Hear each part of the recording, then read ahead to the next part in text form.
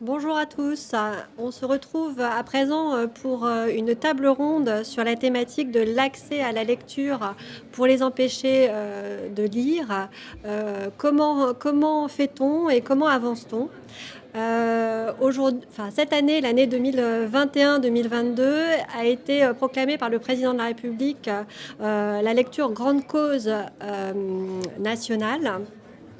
Donc l'ambition est de mettre la lecture au cœur de la vie de tous et de permettre à tous d'avoir accès à ce loisir et aussi à ces savoirs. Parce que les livres sont les premières portes vers la liberté et l'émancipation.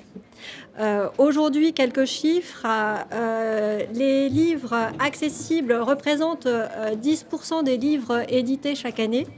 Et il y a donc une très grosse attente de la part des publics empêchés de lire. Qu'est-ce qu'on entend par public empêché de lire? Ce sont les personnes qui sont déficientes visuelles, les personnes aveugles, mais aussi les personnes qui sont dyslexiques, qui ont une approche compliquée vis-à-vis de la langue française. Et donc tout ce public aujourd'hui réclame à juste titre, au titre de l'accès, l'égal accès à la lecture, de pouvoir à la fois avoir une visibilité de ce qui existe aujourd'hui comme livre accessible et de voir un nombre de livres plus important. Autour de la table, j'ai le plaisir d'accueillir Mathilde Comor. Mathilde, vous avez 27 ans. Et pour préparer cette table ronde, je vous ai demandé quel était votre rapport à la lecture et vous m'avez répondu « Je t'aime, moi non plus ». Quels sont vos besoins en accessibilité et quel est votre vécu en tant qu'élève et étudiante? Oui, donc moi j'ai fait des études, j'ai eu la chance d'avoir un parcours classique, un bac général, j'ai fait une classe préparatoire et j'ai fait Sciences Po. Et après, aujourd'hui, je travaille dans les services de l'État. Mon besoin, il a d'abord été utilitaire, parce qu'à l'école, on utilise beaucoup de supports, les manuels scolaires, on lit les grands classiques à l'école. Voilà. Pour être technique, j'ai besoin globalement de caractères 20 gras. Voilà. Ça me paraît assez classique comme besoin, mais à l'école, on l'a pas. On m'a jamais permis d'avoir. Mes profs m'ont jamais adapté les supports. Donc du coup, c'est comme ça que je me suis déclarée. Je suis allée auprès de la MDPH, j'ai fait les démarches pour être déclarée personne déficiente visuelle officiellement. Et à partir de là, j'ai dû me tourner vers des associations pour qu'on m'agrandisse les manuels. Donc, typiquement, agrandir les manuels, c'était les débiter, les grossir et après les relier avec des spirales. Voilà, donc ça cassait toutes les paginations, toutes les mises en page. Donc après, j'avais le problème à l'école de suivre les cours. Vous savez, quand on dit, le prof dit exercice, page 45, et que vous, c'est page 98. Voilà. Et voilà, donc moi, mes besoins, ils étaient d'abord utilitaires, mais je me suis rendu compte que j'avais un autre besoin aussi, c'était de me fondre dans la masse, et que quand je sortais mon manuel en police, tout moche, en noir et blanc et en spirale, je le vivais pas très bien, voilà, et c'était pas très pratique. Voilà, donc c'est comme ça, c'était d'abord mes besoins. Et aujourd'hui, je suis une lectrice assidue, j'aime beaucoup la lecture, il y a toujours eu plein de livres chez moi, donc j'ai trouvé d'autres moyens pour ma lecture de plaisir, quoi. Mais j'aime le livre en matière d'objet. Donc, par accessibilité, j'entends à la fois de pouvoir le lire de manière confortable, mais aussi de pouvoir bénéficier d'un objet qui ressemble à un livre. Voilà, je ne sais pas si je suis claire. Et donc, du coup, le numérique et l'audio ont-ils changé la donne pour vous? Est-ce que c'est la solution que vous privilégiez ou est-ce que, comme on pense à travers vos propos, je l'imagine, vous aimez toujours ce contact avec le livre, l'objet livre en tant que tel? Et quelles sont vos attentes aujourd'hui en termes d'amélioration d'accès au livre? Quels sont vos souhaits aujourd'hui Déjà, moi j'ai ma carte d'adhérent à la BNF et j'y viens pour travailler, mais j'y viens pas pour consulter des livres parce que je sais pas exactement. Enfin, quand je vais en salle de philosophie, par exemple, que j'avais repris des études de philosophie, je trouve pas naturellement un manuel qui soit lisible pour moi. Enfin, voilà, La République de Platon en police 20, je l'ai pas trouvé à la BNF. Voilà, donc c'est à la fois, moi ce que j'attends, c'est de pouvoir rentrer dans une librairie, entre guillemets, traditionnelle, et de pouvoir soit me fournir en livre audio, soit me fournir en livre grand caractère, si je peux appeler ça comme ça. Et voilà, et ensuite, pour ma lecture purement utilitaire, c'est-à-dire au travail, il y a le numérique qui a quand même beaucoup changé ma vie. Même si le plaisir de la lecture sur le numérique, moi, je le connais pas. Mais voilà, donc il y a le livre audio et le livre agrandi, enfin le livre adapté en format papier qui ressemble à un livre. C'est mes deux pratiques. Merci, merci Mathilde.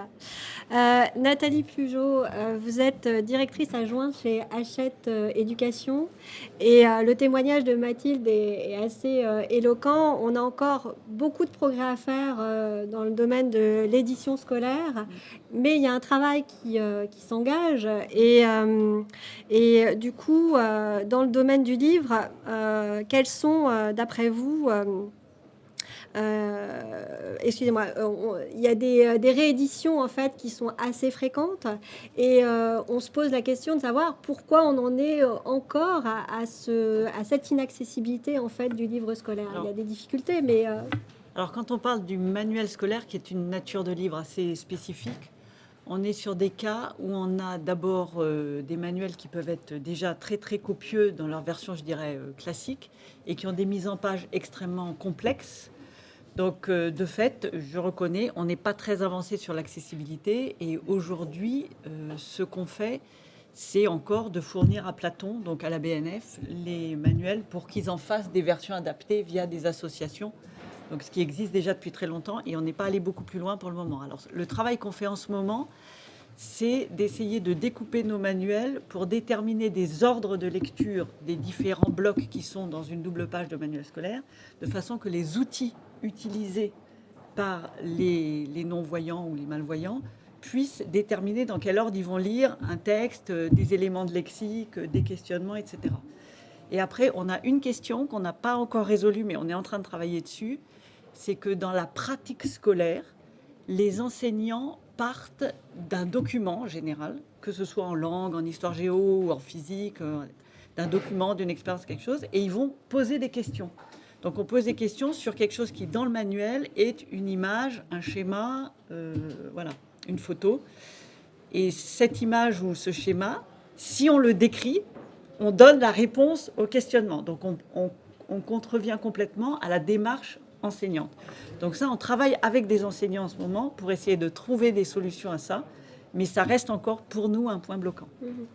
Et en fait, vous m'aviez expliqué également que aujourd'hui, on produisait les livres et on les créait en fait d'abord en version papier avant de les concevoir de façon numérique. Et c'était également ça c'est quelque chose qu'on peut changer. Oui. On est en train de le changer. C'est moins bloquant que cette histoire de questionnement. Oui. Mais effectivement, dans la démarche des éditeurs aujourd'hui, on a un programme qui est publié donc par le ministère de l'Éducation nationale. Et c'est vrai qu'on va d'abord concevoir le manuel traditionnel en double page, avec justement le document, le questionnement, le cours, les éléments de rappel de cours antérieurs, etc.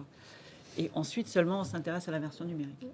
Vous avez un gros challenge aussi, une très grande démarche de formation des professionnels, à la fois de ceux qui sont à l'origine en fait du contenu, mais aussi de ceux des graphistes.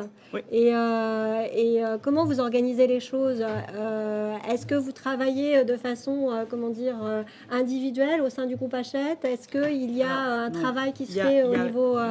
Il y a plusieurs niveaux de travail. Alors déjà, au niveau du groupe Hachette, on a fait plusieurs choses. Déjà, on a créé une filiale de livres audio, il y a déjà une quinzaine d'années, donc qui commence à avoir un catalogue extrêmement conséquent.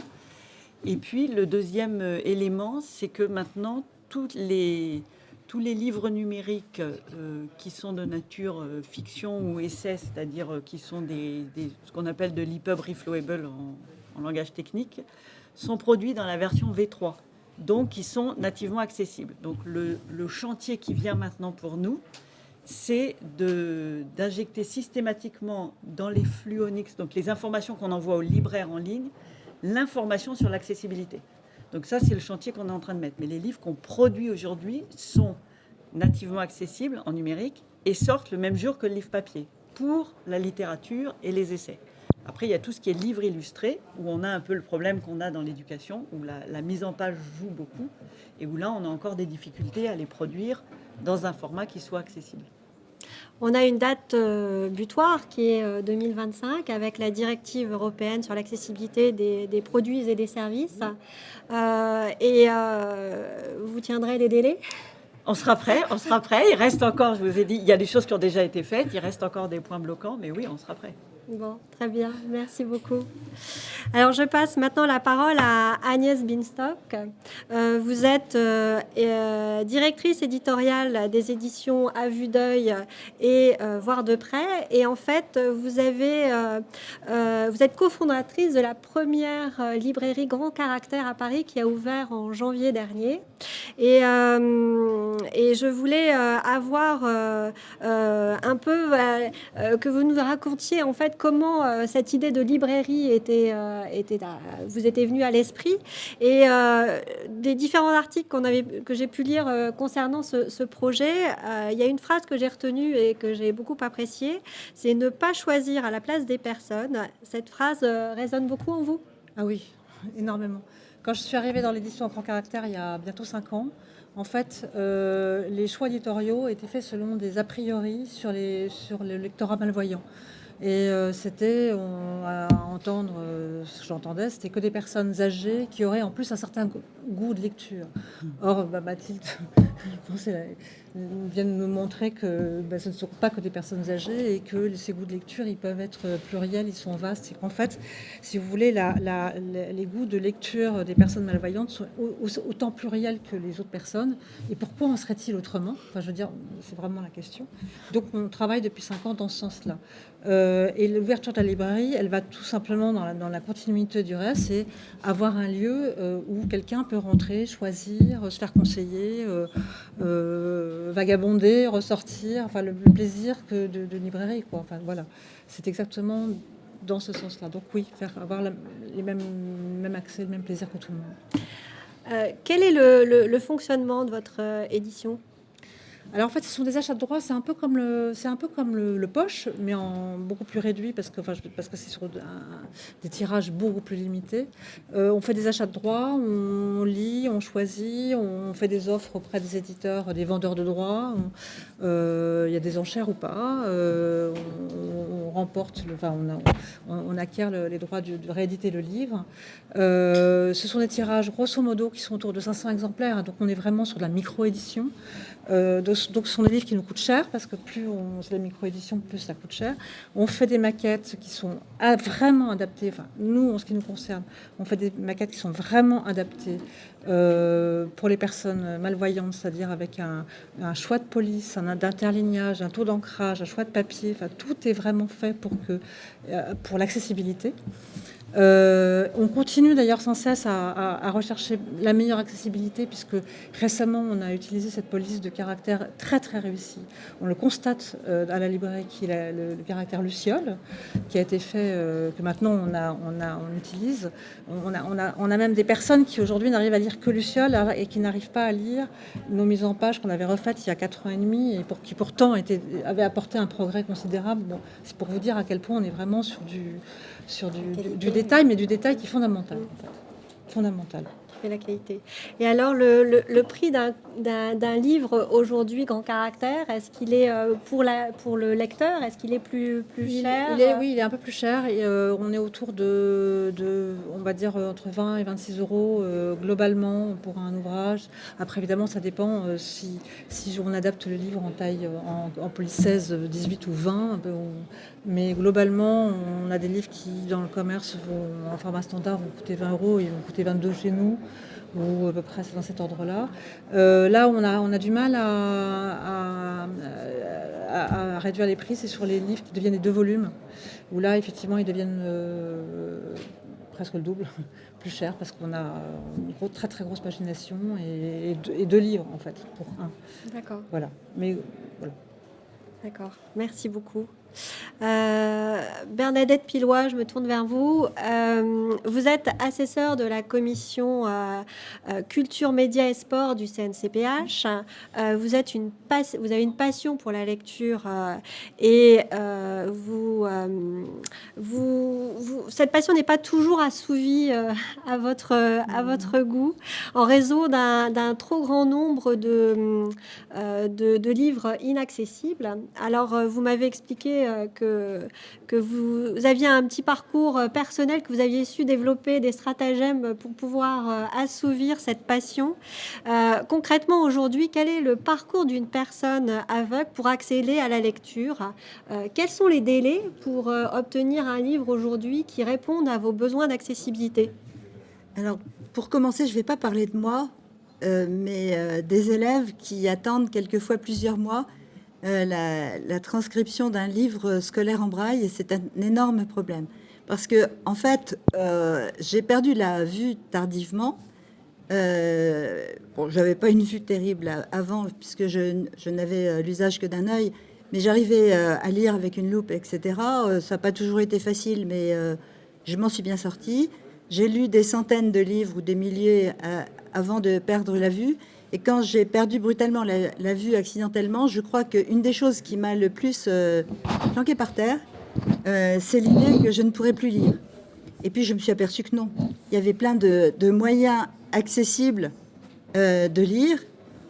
J'ai connu les donneurs de voix, qui m'a laissé beaucoup de reconnaissance et un abandon définitif de la voix humaine. Je préfère la synthèse vocale. Et puis j'ai aussi rebondi parce que j'ai appris le braille. Alors, comme j'ai appris le braille tardivement, je ne suis pas une bonne brailliste, mais je ne dirai jamais assez à quel point le braille est notre écriture naturelle, et que pour les élèves en particulier, enfin pour les personnes aveugles de naissance, le braille, c'est l'accès aux études supérieures, parce que, imaginez, fermez les yeux, faites un effort, et voyez dans une formule de mathématiques compliquée dans votre tête. Eh ben, j'ai bien l'impression que vous aurez du mal. Alors que si vous pouvez la toucher en braille mathématique, à ce moment-là, vous y arriverez. Alors ceci dit, comme j'avais décidé de continuer à lire, moi j'utilise tout, sauf les livres audio d'e-commerce, parce que je supporte pas qu'un livre soit bien lu. S'il est bien lu, il m'impose la lecture, ce que pense le lecteur du livre, et moi je préfère ma synthèse vocale qui me lit le code pénal ou la poésie sur le même ton, et je m'y retrouve. Mais ça, je ne peux pas généraliser, c'est mon problème. Mais en tout cas, ce qu'il y a de sûr, c'est que je n'ai pas accès à tous les livres que je veux, parce que bien sûr, les nouveaux livres paraissent en numérique, et les anciens. Moi, je fais des recherches, ne serait-ce que pour le CNCPH ou d'autres associations dont je fais partie. J'ai besoin de lire des livres qui sont parus en 70 ou 80. Alors, j'ai encore un contact avec le livre papier. parce que j'ai un super scanner et que pendant que je touche mon livre, que je le scanne avec un scanner de très bonne qualité, avec mes petites oreilles, j'écoute un autre livre parce que je suis une femme, je suis capable de faire deux choses à la fois. Merci beaucoup. Et alors justement, quelles sont, les attentes finalement par rapport à un avenir proche? On a évoqué tout à l'heure la directive européenne qui imposera une accessibilité des livres d'ici 2025 avec une transposition pour 2022. Quelles sont vos attentes? Quelles sont, si on vous dit quels sont vos souhaits pour un avenir proche en termes d'amélioration d'accès à la lecture? Eh bien, d'abord, j'espère qu'en 2025, les délais seront tenus, parce que c'est déjà ça quelque chose de très important. Et puis, je pense que de toute façon, c'est au niveau de l'Europe que nous pouvons avancer ensemble. C'est au niveau européen que des directives importantes se font. Et que tout ce que nous demandons, c'est la transposition dans le droit français. Parce que là, ce sera mon dernier mot, mais c'est fondamental. La lecture pour les personnes handicapées, empêchées de lire en général, quelle que soit la raison qui les empêche de lire, c'est une liberté, une autonomie. C'est le principal accès à la culture. Certes, il y a l'audiodescription, y compris au théâtre. Les musées commencent à nous être accessibles.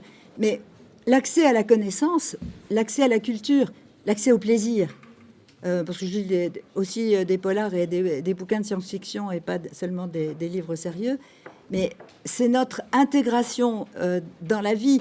Quand j'ai des grandes réunions avec des copains, avec ma famille, c'est quand même important qu'on puisse parler des derniers livres qu'on a lus à égalité. Oui, on a dit depuis le début ici, dans ces universités d'été, le terme égalité. Oui, nous, empêcher de lire, ce qu'on veut, c'est l'égalité avec les autres. Merci beaucoup, Bernadette Pilois. L'égalité avec les autres. Vanessa Van Enden, vous êtes chargée de mission pour les publics empêchés au ministère de la Culture et plus particulièrement au service du livre et de la lecture. Vous êtes la seule administration vous représentez la seule administration et le seul ministère qui est le ministère de la Culture, mais vous n'êtes pas les seuls impliqués dans cet enjeu d'accès à la lecture. Il y a le ministère de l'enseignement, de l'éducation nationale, on l'a évoqué tout à l'heure, le ministère de l'enseignement supérieur et de la recherche.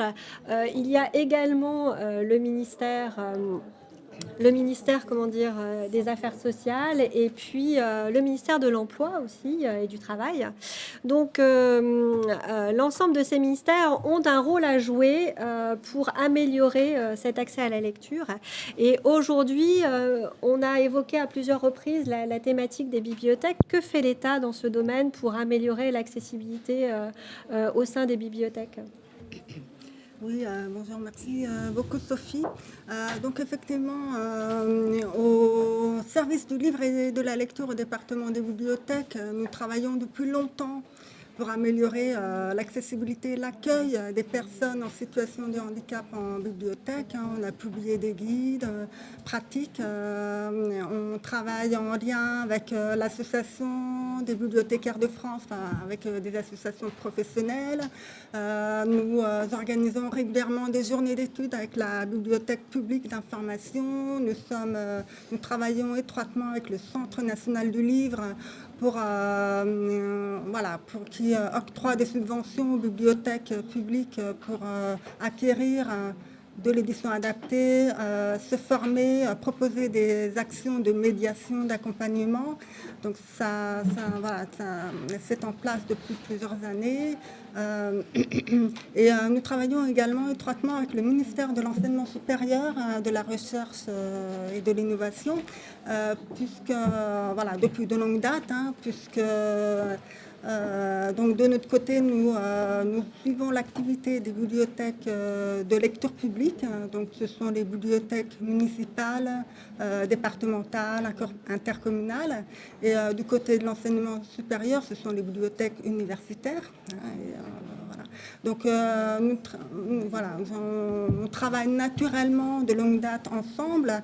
Et donc, en février dernier, est sorti un rapport de l'Inspection générale de l'éducation, des sports et de la recherche qui a fait le point en fait sur la prise en compte des handicaps dans les bibliothèques territoriales et universitaires. Donc, nous travaillons actuellement à une feuille de route conjointe culture, enseignement supérieur pour mettre en œuvre les 27 préconisations de ce rapport.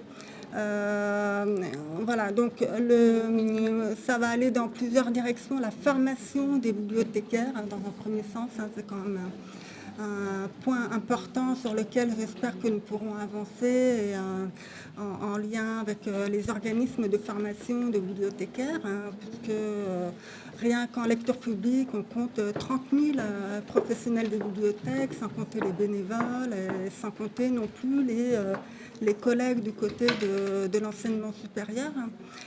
Nous travaillons à passer à une échelle supérieure, puisque le niveau d'accueil des personnes en situation de handicap d'une bibliothèque à l'autre peut être assez variable, mais simplement par méconnaissance, par manque de besoin de formation, etc.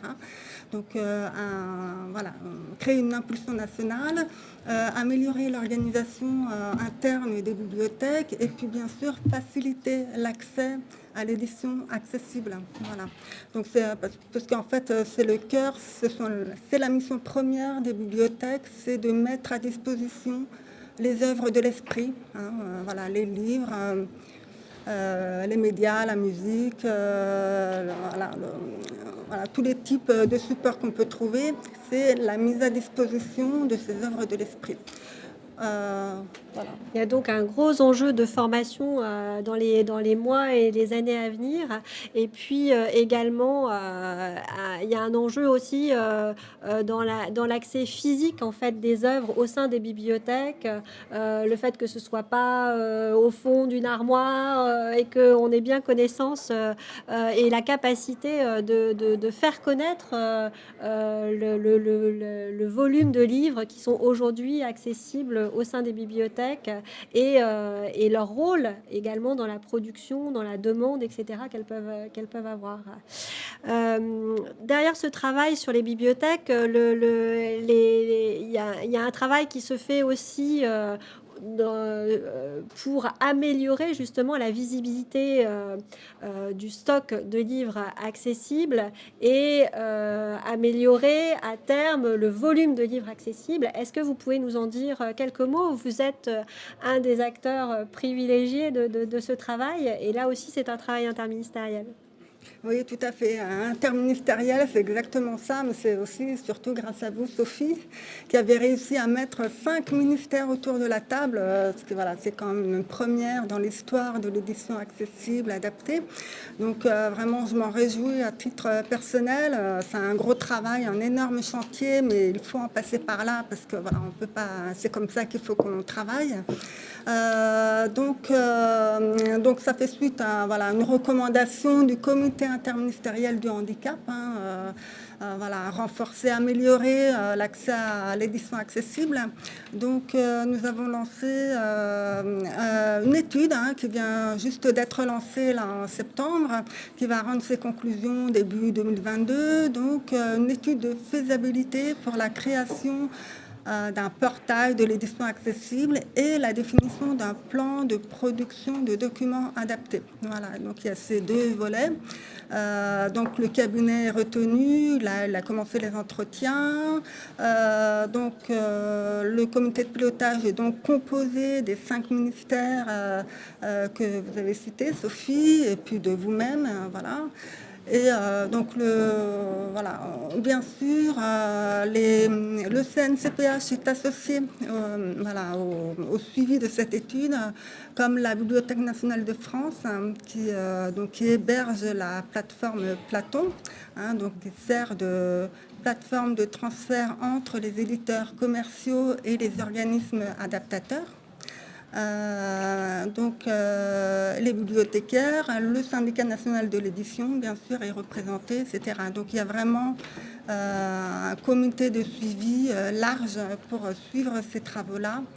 Et donc, ce rapport va permettre, une fois qu'il aura rendu ses recommandations, il va permettre au gouvernement de prendre des décisions par rapport à la création de ce service qui vise en fait avant tout à faciliter le parcours des personnes qui sont empêchées de lire en raison de handicap. Vraiment, c'est pas simplement pour créer une machine, une plateforme qui va bien, c'est vraiment, le but c'est vraiment de faciliter la vie des personnes empêchées de lire, que ce soit des élèves, leurs familles, les étudiants, les actifs, les personnes à la retraite.